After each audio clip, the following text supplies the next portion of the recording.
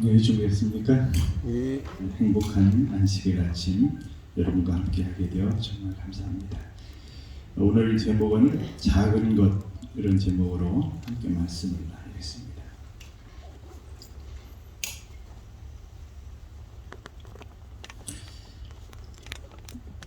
이 그림이 던져주는 속담이 있습니다.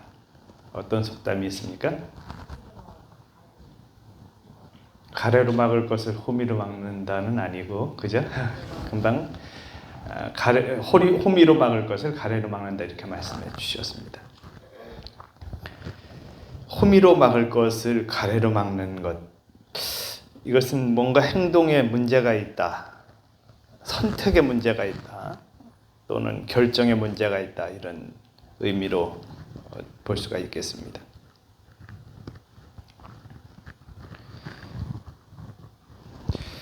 누가복음 16장 10절의 말씀을 보겠습니다. 지극히 작은 것에 충성된 자는 큰 것에도 충성되고, 지극히 작은 것에 불의한 자는 큰 것에도 불의하느니라. 헬라어로 이 작은 것은 엘라키스토스라고 하는 단어를 쓰고 있습니다. 의미는 더 이상 표현할 수 없이 작은 것, 또는 보잘것없는, 다른 의미로는 하찮은 그런 의미를 담고 있습니다. 우리의 인생에서 작기 때문에 조금 경시되는, 중요성이 다운되어 버리는 그런 일들이 종종 있습니다. 그런데 오늘 우주적으로 봤을 때 하나님은 우리를 위해서 정말 하찮고 표현할 수 없이 작은 나를 위해서 십자가에 달려 돌아가셨습니다. 그런데 그것은 내가 어떤 공로를 세워서, 내가 어떤 커다란 어떤 업적을 세워서가 아니라, 내가 한 일은 아무것도 없고 오로지 하나님의 은혜로 나는 구원을 받습니다. 근데 그런 내가 오늘 살아가는 모든 과정 중에 영원한 생명의 것을 작은 것으로 여기고 살아갈 수 없습니다. 그 은혜가 감사한 만큼 나의 마음은 커질 수밖에 없습니다. 그렇게 감사하는 삶에서 나타나는 결과들은 하나님의 은혜를 작은 것으로 여기지 않습니다. 그런데 문제는 우리가 매일마다 행동하는 과정에서 정말 작은 것으로 여기고 영생을 살아가고 있다는 것입니다. 영생에 관련된 것이 작은 것으로 자꾸 이렇게 소홀히 여겨지고 있다는 문제가 있습니다. 실물교훈 336쪽에서 그리스도인 생애에 있어서는 사실상 요긴하지 않은 것은 하나도 없다. 작은 일의 중요성을 과소평가하기 때문에 우리의 품성 건설에 여러 가지 위험을 초래할 수 있다. 제가 자주 말씀을 드리지만 우리가 30년, 40년, 50년, 60년 신앙생활을 하는데 변한 것이 없다, 이런 얘기를 듣습니다. 그것은 문제점은 뭐냐 하면 작은 것에 충실하지 않기 때문입니다. 내가 가지고 있는 작은 문제점에 대해서 그것부터 고쳐나가지 않는 삶이라는 것입니다. 그것부터 예수님의 의미가 희석되지 않고 생활하기 때문에, 그래서 우리의 삶에서 여러 가지 문제점들이 없어지지 않는 그런 이유 가운데 하나입니다. 작은 것에 충성된 자는 큰 것에도 충성된다라고 말씀해 주셨습니다. 그 의미는 우리의 인생에서 작은 것이 경시되어서는 안 된다고 하는 사실을 말씀해 주십니다. 영생은 작은 것으로부터 시작되어집니다. 우리가 자꾸 큰 것에 욕심을 내고 큰 것으로부터 뭔가를 얻으려고 합니다. 우리가 교회에서 어떤 일들을 맡을 때 내가 그래도 30년 신앙생활 했는데 그래서 맡겨진 일에 어떤 경중을 따집니다. 그리고 작은 업무가 맡겨지면 이것은 하찮은 것이라고 여기는 때가 있습니다. 그런데 하나님이 말씀해 주시는 의미 속에서 우리는 그것을 작은 것으로 여겨서는 안 된다는 것입니다. 어떤 일이 맡겨지든지 그것은 나에게 하나님의 일을 하게 하시는 은혜입니다. 그래서 그것을 감당하는 삶을 살아가면 결국에는 큰 것도 하나님이 주시는 역사들을 봅니다. 작은 것에 소홀히 여기지 않도록 오늘도 우리의 마음이 주님께 드려지는 축복을 누렸으면 좋겠습니다. 작은 일에 바른 원칙을 따라 살지 아니하므로 우리는 큰 일에 있어서 하나님께 순종하는 일에 결여를 가져올 때가 있습니다. 생애 사소한 일을 취급하는 데 나타나는 결점이 그보다 훨씬 중요한 일까지 미쳐진다. 그러니까 생애 사소한 일을 취급하는 데 나타나는 결점이 그보다 훨씬 중요한 일에까지 미친다는 것입니다. 그러니까 작은 결점들이 결국에는 큰 것까지 문제가 일어나게 한다는 것입니다. 아까 뭐예요? 호미로 막을 것을 가래로 막을 수 없게 만드는 것입니다. 작다고 자꾸 소홀히 여겨서 나타나는 결과입니다. 실무경 356쪽에는 우리가 정말 잘 아는 말씀, 하나님을 정말 사랑한 여인이 이런 글을 썼습니다. 행동이 반복되면 습관이 되고 습관은 품성을 이루게 되어 그 품성으로 말미암아 우리의 현세적인 또는 영원한 운명이 결정된다. 제가 학교에 근무할 때 학생이 어느 날 꽃을 하나를 가져다 주었습니다. 근데 그 꽃은 정말 작은 꽃이에요. 너무너무 작았어요. 그래서 제가 그 꽃을 이렇게 가만히 들여다보다가 참 깜짝 놀랐습니다. 그 작고 너무나 작은 꽃인데 그 꽃이 모양이나 구도나 색상이나 모든 것이 완벽해 있었습니다. 작다고 그것이 그냥 어정쩡하게 핀 것이 아니라 완전하게 피었더라는 것입니다. 그래서 제가 그 꽃을 보고 감동을 받아서 그 아이에게 이 꽃을 어떤 의미로 가져다 주었냐 그랬더니 그냥 가져다 주었대요. 그냥 작기 때문에 작아서 그냥 이렇게 선물한다고 생각하고 줬다는 것입니다. 근데 제가 그 학생이 준 그 선물이 너무나 큰 감동으로 다가왔습니다. 여러분이 어떤 사람들이 나에게 베푸는 호의나 정말 작다고 여겨지는 무엇인가를 받았을 때 그것은 아무것이 아니라고 생각해서는 안 된다는 생각이 그때 들었습니다. 그 학생은 지금까지도 30년이 지난 지금까지도 그 학생이 생각나는 것은 그때 주었던 감동 때문이었습니다. 작은 것이라 할지라도 완전하게 창조하신 하나님의 섭리가 있습니다. 우리를 다루시는 하나님의 은혜는 정말 작은 것에서부터 경험되어지도록 하시는 것이 많다는 사실을 느끼게 합니다. 우리는 삶을 살아가면서 정말 작은 것에서 소홀히 해서 결과가 큰 실패를 가져왔던 경험들을 자주 할 수 있습니다. 제 어린 시절 저는 시골에서 살았습니다. 시골은 이렇게 생활이 넉넉하지 않은 시골이어서 항상 만족하게 이렇게 먹지 못했습니다. 그래서 저는 어릴 때 아주 병약했어요. 그래서 이렇게 가끔씩 앓으면 몸이 아프면 헛소리를 하고 이렇게 했습니다. 근데 헛소리를 하는데 어떻게 하느냐 하면 엄마 막 뭐가 보여요. 이렇게 뭐가 잡으러 와요. 막 이러는 것입니다. 어머니는 막 그냥 이렇게 꼭 끌어안고 그렇게 하셨던 순간들이 있었습니다.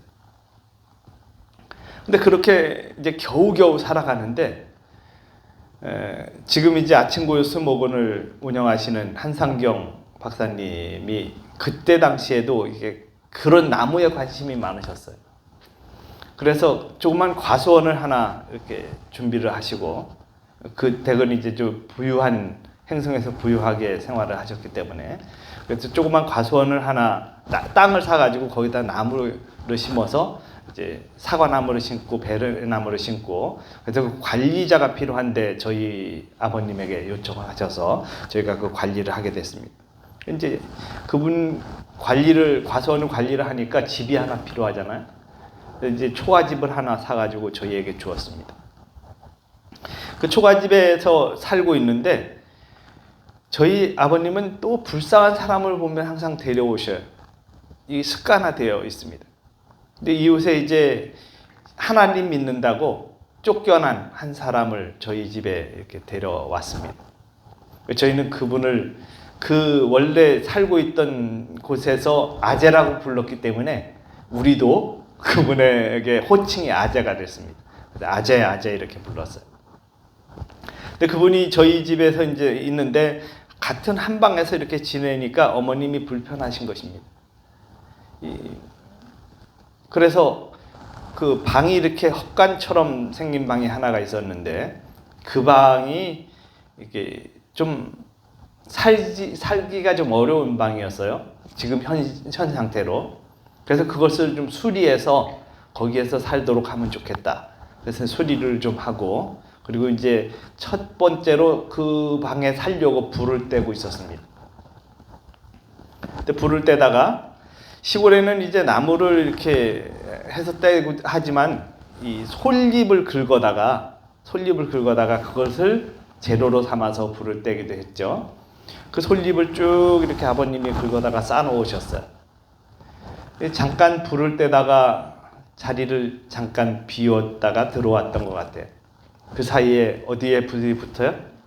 솔잎 긁어다가 쌓아놓은 대로 불이 붙어가지고 초가집이니까 불이 타기 시작했습니다. 초가집 불을 끌 수가 없습니다. 다 타버렸어요. 몽땅 다 타버렸습니다. 가지나 먹을 것이 없는데 뭐 어떻게 돼요? 몽땅 다 잃어버렸습니다. 아무것도 남은 것이 없습니다. 저희 어머님이 그때 30대였는데 이 영양실조로 쓰러져 계셨습니다. 그 어머님이 머리를 못 드시는 것입니다. 이 머리가 제일 무거운 게 머리라는 것입니다. 어머님이.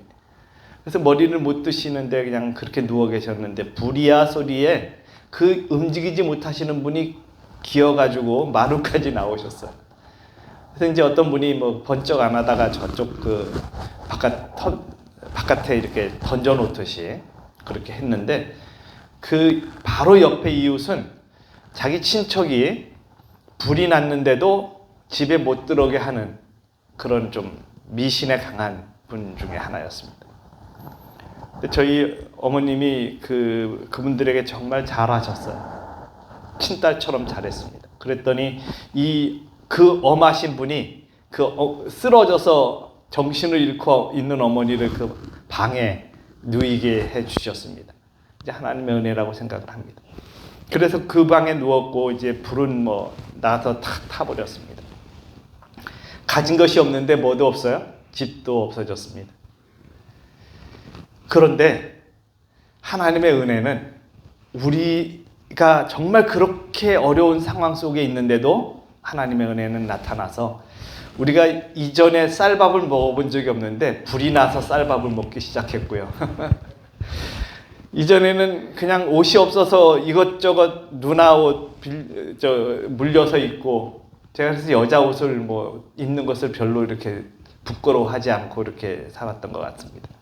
그래서 누나들 옷 물려 입었는데 놀려도 그냥 그런가 보다 그렇게 살았는데 그 불이 난 후에는 남자 옷을 제대로 입고 생활을 했습니다.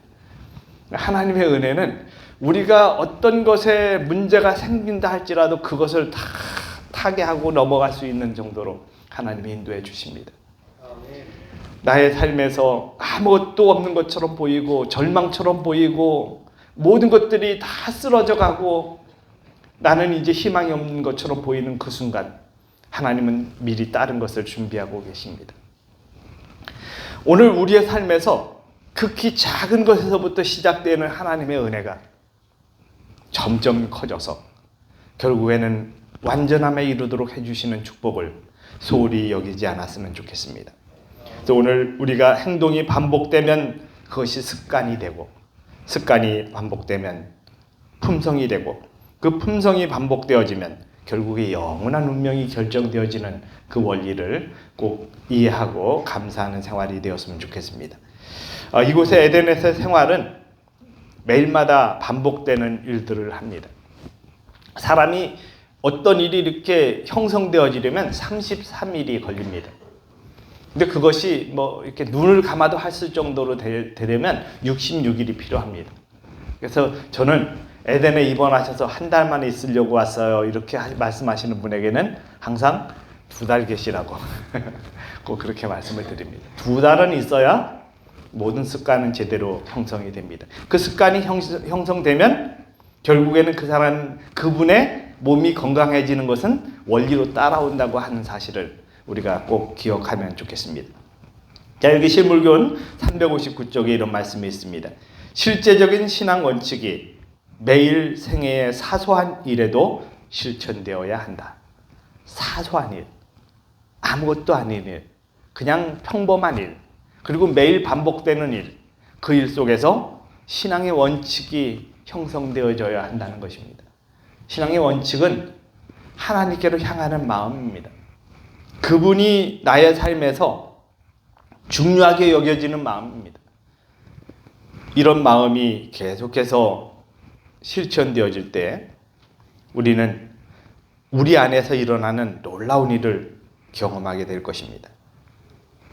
지금 문제가 있지만 그 문제 속에서 헤어나오지 못하고 그냥 낙담하고 절망하는 것이 아니라 그 문제 너머에 계신 하나님의 사랑을 바라볼 줄 아는 믿음의 시각이 필요합니다. 아무리 천한 일이라도 얕잡아 보지 말아야 한다. 정직하게 하는 일은 무엇이나 축복이 된다. 정직. 저는 정직을 말하면 요셉을 정말 생각을 합니다. 요셉은 그의 삶에서 정직을 빼면 시체다 할 정도로 중요한 그의 마음속에 원칙이 되었습니다. 여기 이런 말씀이 또 있죠. 아무리 천한 일이라도 자기 자신을 전적으로 바쳐 하나님을 위해 일할 때에는 하나님께서 그 일을 가장 큰 봉사로 받으실 것이다. 내가 여기는 작은 일이 아니라 하나님께서는 그 작은 일을 오히려 어떻게 여기신다고요? 큰 봉사로 여겨주신다는 것입니다. 내가 여기는 잣대로가 아니라 하나님의 잣대로 우리는 그것을 경험할 수 있습니다. 저는 이 실물교훈 360쪽의 이 말씀을 너무나 좋아합니다. 그대가 하는 모든 일에서 그리스도를 나타내라. 여러분이 하시는 모든 일에서 누가 나타나고 있나요? 어떤 일들을 이루어 놓고 나서 이건 내가 한 거야. 본인이 나타나고 있지 않습니까? 저도 그럴 때가 너무나 많습니다. 내가 무슨 일을 한 것처럼, 그래서 내가 나타나기를 좀 기대하는 그런 때가 너무나 많습니다. 그 다음 말씀을 봅니다. 우리가 더하기 법에 따라 작은 일에 충실할 것 같으면, 충실하게 행할 것 같으면 하나님께서는 무슨 법으로요? 곱하기 법에 따라 우리를 위해 역사하실 것이다. 하나님의 방법은 다릅니다. 난 여전히 더하기만 계산하고 있어요. 근데 하나님은 거기에 뭘 더하시기를 원하십니까? 곱하기를 계산하기를 원하셔요. 그렇게 하나님의 법칙에 따라서 우리를 인도하십니다. 근데 나는 여전히 뭘 보고 있어요? 더하기만 보고 있습니다. 우리를 그분의 방법에 따라 인도하시는 놀라운 축복들을 감사하는 생활이 되었으면 좋겠습니다.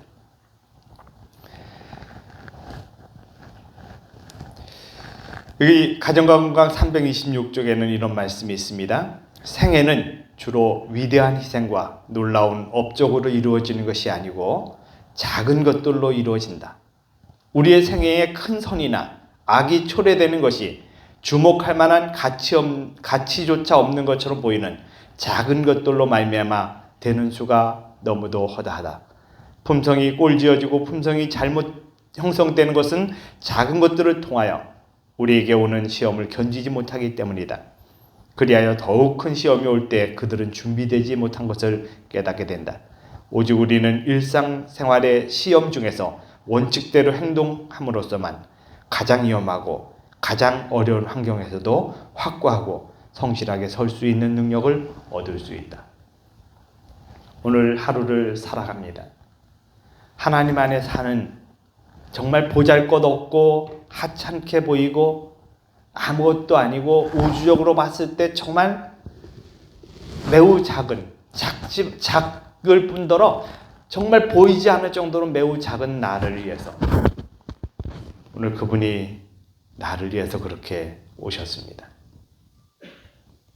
그 큰 사랑을 오늘 우리가 감사하면서 그분의 은혜를 찬양하는, 그래서 그 작은 것 속에 시작되어지는 놀라운 하나님의 은혜로 영원한 생명이 우리에게 선물로 주어지는 축복된 삶이 되시기를 간절히 바랍니다.